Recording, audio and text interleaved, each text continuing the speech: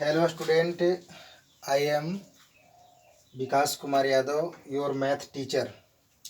और आज के इस टॉपिक में मैं आपको इंस्ट्रूमेंट बॉक्स के ये जो हम लोग मैथमेटिक्स का जो एक पार्ट होता है जियोमेट्री, तो इसे हम लोग जियोमेट्री बॉक्स भी कहते हैं। इसका नाम जियोमेट्री बॉक्स भी है या इसका नाम इंस्ट्रूमेंट बॉक्स बोलिए या इंस्ट्रूमेंट बॉक्स भी। ऐसे जियोमेट्री बॉक्स, तो जियोमेट्री बॉक्स इसका नाम है। इसमें जो इंस्ट्रूमेंट रहता है मैं उसका आपको परिचय बताने जा रहा हूँ। सबसे पहले हम लोग जान लेते हैं जो हम लोग यूज करते हैं। ये आपका है पेंसिल, इसका नाम पेंसिल। ये है आपका इरेजर, जिसे हम लोग कॉपी पर यदि लिखते हैं तो या लाइन ड्रा करते हैं तो वहाँ पर मेरा अगर कभी लाइन अगर गलत ड्रा हो गया तो हम लोग इससे उसको मिटाने का काम करते हैं। और ये है मेरा शॉर्पनर, जिसे कटर भी बोला जाता है। तो इसका हम लोग यूज पेंसिल को छीलने का काम करते हैं, जिससे हमारा जो यह पेंसिल का जो एक छोर होता है जिसे हम लोग फिक्स करते हैं अपने प्रोट्रैक्टर में, अपने कंपास में, तो वहाँ पर हम इसके लिए शॉर्पनर का यूज करते हैं। तो आइए स्टूडेंट, ये तीन चीज़ें हम लोग जान गए। अब इसके बाद में सबसे पहले हम लोग देखते हैं यह, इसका नाम है आपका स्केल। इसका नाम क्या है स्टूडेंट? स्केल। स्केल हम इसको, जैसे फर्स्ट पॉइंट स्केल इसको हम बोलते हैं। There are two types of scale. Scale जो होता है आपका टू टाइप्स का होता है। Two types of scale. First आपका होता है प्लेन स्केल, एक आपका होता है प्लेन स्केल, एंड सेकंड होता है आपका ग्रेजुएटेड स्केल। एक होता है आपका ग्रेजुएटेड स्केल। प्लेन स्केल किसको बोलते हैं और ग्रेजुएटेड स्केल किसको बोलते हैं? तो प्लेन स्केल में जो आपका रहता है, इसे यह आपका देखिए, ये आपका है ग्रेजुएटेड स्केल। वैसा स्केल जिसमें इंच, सेंटीमीटर, 1 2 3 के रूप में रिप्रेजेंट किया हुआ रहता है, उसको हम बोलते हैं ग्रेजुएटेड स्केल।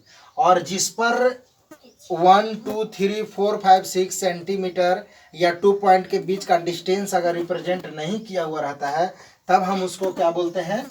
Plane scale. उसको क्या बोला जाता है? Plane scale. तो ये हम लोग स्केल के बारे में समझ गए।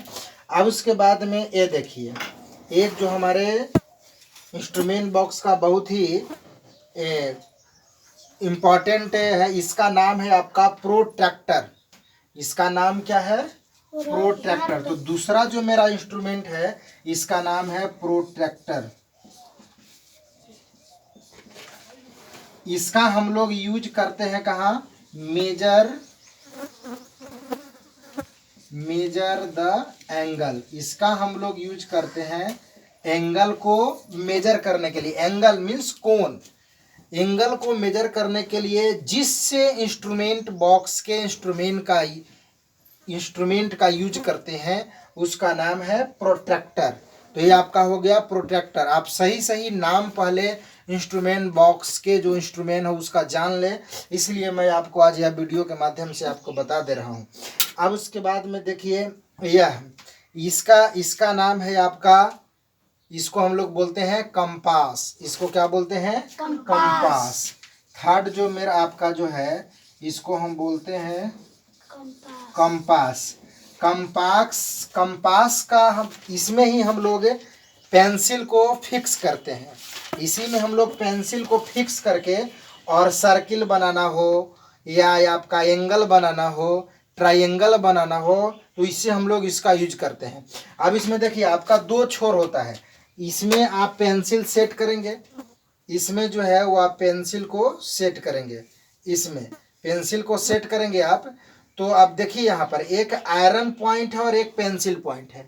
एक आयरन पॉइंट है और एक पेंसिल पॉइंट है, और ये दोनों पॉइंट के बीच में आपको कुछ डिस्टेंस दिखाई दे रहा है, कुछ दूरी है ना, कुछ दूरी। तो द डिस्टेंस बिटवीन आपका एक पॉइंट यहाँ पर आता है, the distance between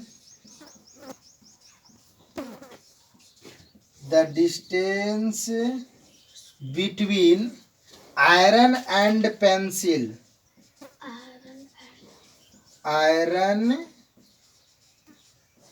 the distance between iron and pencil in compass are called